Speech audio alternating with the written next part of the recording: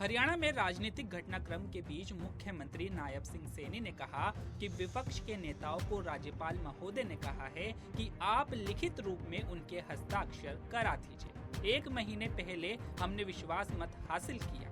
ये हर बार इस प्रकार को शगुफा छोड़कर लोगों को गुमराह करने का काम करते हैं कि सरकार अल्पमत में है, क्योंकि कांग्रेस अब खत्म हो चुकी है। कांग्रेस पर लोगों का विश्वास नहीं रहा है।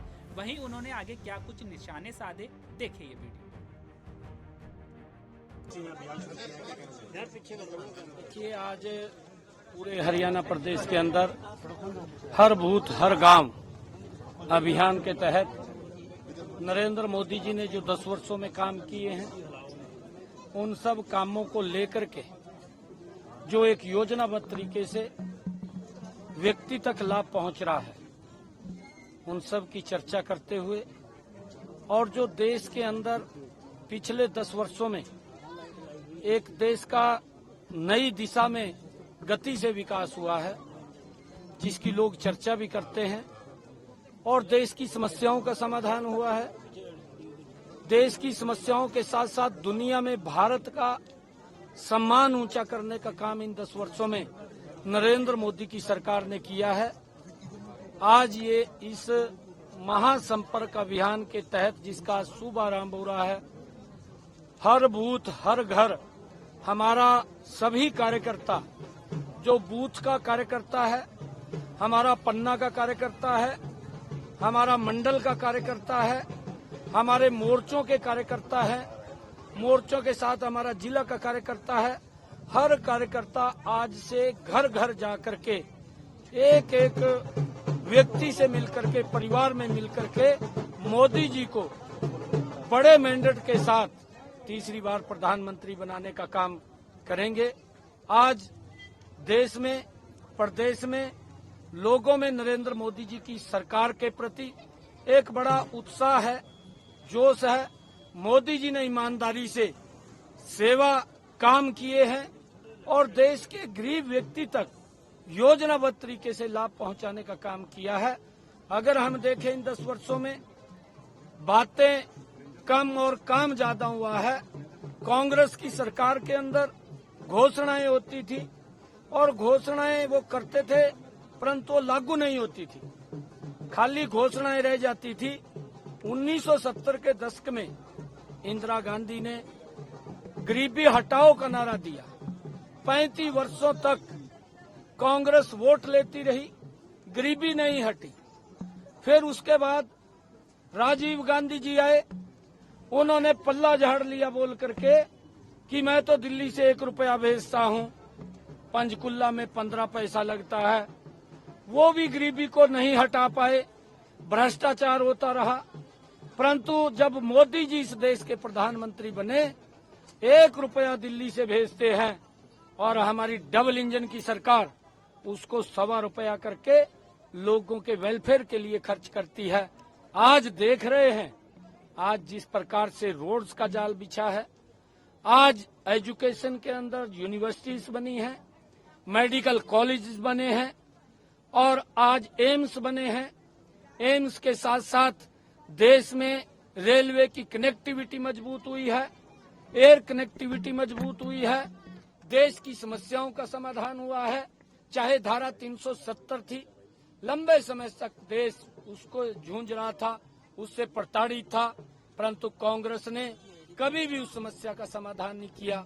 भगवान श्री राम के भव्य मंदिर की बात हो, कांग्रेस इनके ऊपर राजनीति करती रही है और लोगों को डरा करके वोट बटोरने का काम करती रही है। परंतु मोदी जी ने उस धारा 370 को समाप्त करके देश को एक राष्ट्र, एक संविधान, एक निशान देने का काम नरेंद्र मोदी जी ने किया। भव्य श्री राम का मंदिर भी इसी 10 वर्षों के अंदर बन करके लाखों श्रद्धालु अपने भगवान श्री राम के वहां पर जाकर के शीश नवाने का काम कर रहे हैं। ये लंबे समय तक राजनीति कांग्रेस करती रही, परंतु उसके ऊपर विराम लगाने का काम नरेंद्र मोदी जी ने किया है। और उसके बाद भी मैं बताना चाहता हूं कि इतने काम जो किसान को प्रधानमंत्री किसान सम्मान निधि है, फसल बीमा योजना है, तमाम ऐसी योजनाएं हैं कि जिनका लाभ हर व्यक्ति तक पहुंच रहा है। सीएम साहब, ये आने वाले दिनों में बड़ी रैलियां, बड़े कार्यक्रम, कल बड़ी बैठक हुई थी, तय कर ली गई है कि चुनाव प्रचार को तेज किया जाए, जो भी 2 सप्ताह से अगला पूरा का पूरा खाका तैयार हो गया है। हमारे हरियाणा प्रदेश के अंदर लगभग 80 विधानसभाओं में हमारी रैलियां हो चुकी हैं। लोगों का जो जोश, जो उत्साह देखने को मिला है। आज 10 की 10 लोकसभा की सीटें बड़े मार्जिन के साथ नरेंद्र मोदी जी के पास भेज करके तीसरी बार प्रधानमंत्री बनाने का काम करेंगे और लगभग 15 तारीख तक ये 90 की 90 विधानसभाओं पे हमारे कार्यक्रम हो जाएंगे और उसके बाद हमारा केंद्रीय नेतृत्व बड़े कार्यक्रम वो प्रदेश में रहने वाले हैं। आज लोगों में जो मोदी जी ने पिछले 10 वर्षों में ईमानदारी से काम किया है उसको लेकर के एक बड़ा उत्साह है और आने वाले समय के अंदर कांग्रेस कहीं दिखाई नहीं दे रही।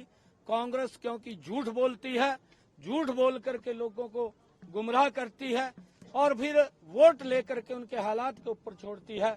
चाहे कोरोना का कालखंड आया, 80 करोड़ परिवारों को मोदी जी ने कि दिक्कत किसी परिवार को ना आए, कोई भी भूखा पेट न सोए, 80 करोड़ परिवारों को लगातार राशन पहुंचाने की व्यवस्था भी नरेंद्र मोदी जी ने की।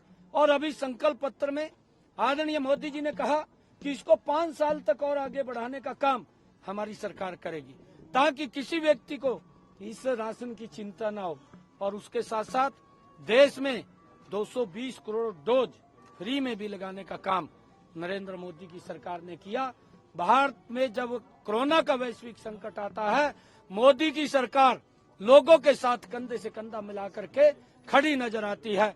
चाहे आयुष्मान कार्ड दिया है, चिरायु कार्ड दिया है, 5 लाख रुपए का गरीब व्यक्ति को ये इलाज कराने के लिए अधिकार दिया है, उसको चिंता नहीं है। ये सरकार हर मामले में, चाहे गरीब व्यक्ति है उसकी मजबूती के लिए, चाहे किसान है उसको खुशहाली के लिए, महिला है उसके सशक्तिकरण के लिए, युवा है उसके विश्वास के लिए बढ़ाने का काम ये नरेंद्र मोदी की सरकार ने पिछले 10 वर्षों में किया है। और आगे भी ये संकल्प लिया है कि जो 70 साल से ऊपर के हमारे जितने भी बुजुर्ग हैं उन सबको आयुष्मान कार्ड से जोड़ करके उनको सम्मान देने का काम करेंगे। और ये भी संकल्प लिया है कि हमारी जो सेल्फ हेल्प ग्रुप की बहनें हैं उन बहनों को 3 करोड़ लखपति दीदी और बनाने का काम वो किया जाएगा और 1 करोड़ लखपति दीदी बनाने का काम हमारी सरकार ने किया है। प्रधानमंत्री आवास योजना के तहत हर घर के ऊपर, सर के ऊपर छत हो, लगातार 4 करोड़ मकान बना करके पिछले 10 वर्षों में नरेंद्र मोदी जी ने दिए हैं और कोई भी सर बिना छत के न रहे उसकी व्यवस्था भी लगातार नरेंद्र मोदी की सरकार कर रही है। हर सर को छत मिले ये सुनिश्चितता ये नरेंद्र मोदी जी करते हैं। हर घर के अंदर जल और स्वच्छ जल और नल पहुंचे ये भी व्यवस्था नरेंद्र मोदी जी लगातार कर रहे हैं, जिसकी चिंता आज तक कांग्रेस ने नहीं की। कांग्रेस ने लोगों का शोषण किया है, वोट लिए हैं, वोट लेकर के उनको सुविधाएं नहीं दी। धीरे धीरे करके नरेंद्र मोदी जी उन तक सुविधाएं पहुंचाने का काम कर रहे हैं। साहब, आप डबल इंजन सरकार की बात तो कर रहे हैं, लेकिन हरियाणा में तो कांग्रेस कह रही है कि अल्पमत में आ चुकी है सरकार, राष्ट्रपति शासन लागू कर दिया जाए। राज्यपाल से ज्ञापन भी दिया, पूरा विपक्ष मिला है, जेजेपी। आप सभी को जो विपक्ष के नेता हैं, माननीय राज्यपाल महोदय ने उनको कहा है कि आप लिखित रूप में उनके साइन करा के दीजिए, क्योंकि अभी 1 महीना पहले हमने विश्वास मत हासिल किया। ये हर बार इस प्रकार का सगुफा छोड़ करके लोगों को गुमराह करने का काम करते हैं कि सरकार अल्पमत में है, क्योंकि कांग्रेस अब खत्म हो चुकी है। कांग्रेस के ऊपर जन का विश्वास नहीं रहा है, क्योंकि उसकी जो भ्रष्टाचारी नीतियां हैं, जो लोगों को प्रताड़ित करने का काम करते हैं, लोगों ने उनको नकार दिया है। अब वो कभी तो बोलते हैं अगर मोदी जी आ जाएंगे कि तीसरी बार संविधान को खत्म कर देंगे। अरे मोदी जी ने तो इस देश को संविधान के अनुरूप चलाया है और डॉक्टर भीमराव अंबेडकर जी जिन्होंने ये पवित्र संविधान दिया, उसके 5 स्थानों को पंच तीर्थ के रूप में विकसित करने का काम भी, उसको भी सम्मान देने का काम भी नरेंद्र मोदी जी ने किया है। और अब झूठ बोल रहे हैं कि कभी तो बोलते हैं संविधान को खत्म कर देंगे, और अब बड़ा झूठ बोल रहे हैं कि आप हमें वोट दें। ये राहुल गांधी बोलता है एक झटके के अंदर कहा मैं गरीबी को समाप्त कर दूंगा। अरे भाई, तेरे पास कौन साला दिन का चिराग है कि तू उसको रगड़ेगा और रगड़ करके तू गरीबी को समाप्त कर देगा। गरीबी के प्रति मजबूत लड़ाई अगर किसी ने लड़ी है तो नरेंद्र मोदी जी हैं। इन्होंने तो लंबे समय तक, इसकी दादी ने कहा था 1970 के दशक में गरीबी हटाएंगे। राहुल गांधी बताए देश को क्या गरीबी हटी है। तेरे पिताजी ने कहा था कि मैं 1 रुपया भेजता हूँ, 15 पैसे पंचकुला में लगता है, उसने क्यों बंद नहीं किए। अरे तू तो इस पिछले 10 वर्षों में ये भी सुपर प्राइम मिनिस्टर रहा है। अरे इसका प्रधानमंत्री अगर वो कानून बनाता है, ये लोकसभा में खड़ा हो करके उस बिल को तार तार करके फाड़ करके अपने प्रधानमंत्री के ऊपर फेंकने का काम करता है, तब संविधान कहाँ था, तब लोकतंत्र कहाँ था, तब वो पवित्र संसद जहाँ बैठ करके हम देश के 140 करोड़ आकांक्षाओं के ऊपर काम करते हैं, तब वो कहाँ थी। ये देश को गुमराह करना बंद करे। कांग्रेस को देश ने नकार दिया है। आज भारतीय जनता पार्टी घर घर जा करके, हर बूथ, हर घर जा करके एक एक व्यक्ति से मिल करके आज नरेंद्र मोदी जी को तीसरी बार इस देश का प्रधानमंत्री बनाने का काम करेंगे। और ये मोदी जी की गारंटी है, मोदी जी ही गारंटी है कि देश में गरीबी के प्रति मजबूत लड़ाई मोदी जी लड़ रहे हैं और देश को विकसित राष्ट्र बनाने का काम भी नरेंद्र मोदी करेगा। पे हमला हुआ है, क्या कहना चाहिए? देखिए, दुर्भाग्यपूर्ण है, इस प्रकार के हमले नहीं होने चाहिए, क्योंकि अगर जो लोग इस प्रकार के हमले कर रहे हैं वो अपना बौखला चुके, हम ये बात कहेंगे। अरे बात करिए बैठ करके, सरकार बात करने के लिए तैयार है। हमारे केंद्र के 5 मंत्री आए, हर व्यक्ति को वोट मांगने का अधिकार है, वो लोगों के बीच में जाएगा। अगर किसी को कोई दिक्कत है, कोई परेशानी है, वो बैठ करके बात करे। इस प्रकार से हमला करना और इस प्रकार से चोट पहुंचाना वो निंदनीय है। इसकी जितनी निंदा की जाए उतनी कम है। जेपी कांग्रेस पे आरोप लगा रही है, कांग्रेस के उम्मीदवार जेपी पर आरोप लगा रहे हैं सर कि इस तरीके की छवि के उम्मीदवार। इसके बारे में मैं नहीं देखे कुछ बोलता, परंतु इस प्रकार के हमले वो निंदनीय है। हर व्यक्ति को अधिकार है लोगों के बीच में जाकर के अपनी बात कहने का। हम भी अपनी बात कह रहे हैं, कांग्रेस के भी अपनी बात कह रहे हैं, जजपा के भी अपनी बात कह रहे हैं। निर्णय तो पब्लिक का है, जो काम अच्छे करेगा पब्लिक उसको वोट देगी। सीएम साहब, एक और निर्दलीय विधायक हैं बलराज कुंडू, उन्होंने भी चिट्ठी लिखी है राज्यपाल को।